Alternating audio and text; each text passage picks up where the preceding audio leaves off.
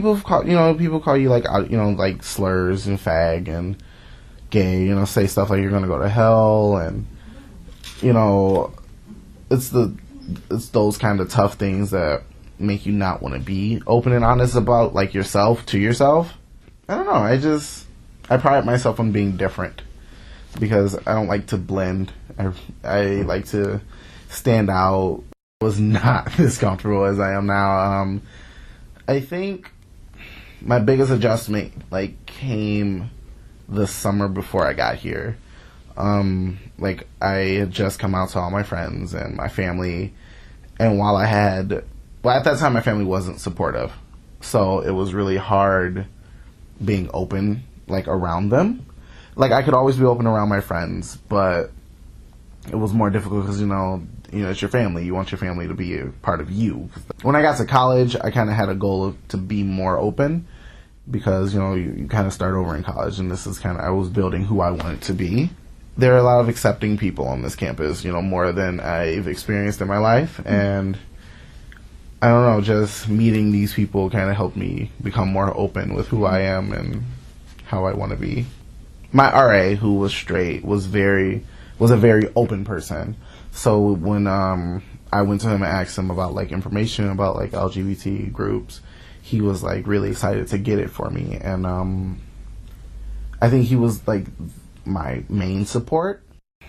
I needed some form of support to build off of, and he was that support.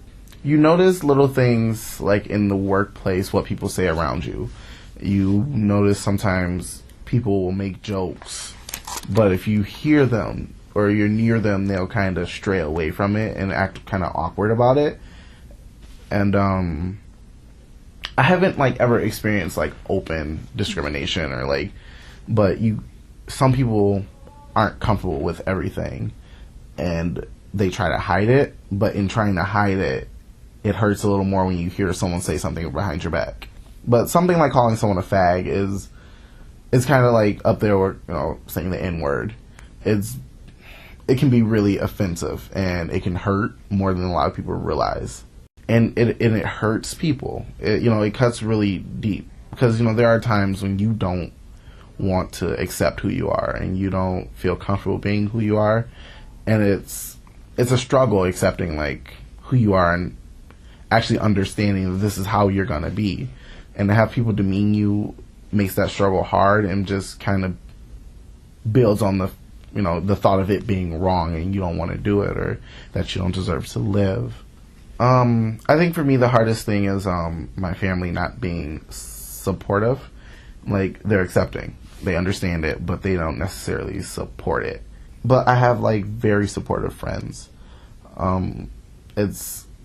That's been the thing that gets me by, is that whereas I don't see my family often, I don't have to necessarily deal with it that much. But when I do have to deal with it, and if something happens and it hurts me, I have my friends to be around to help me feel better.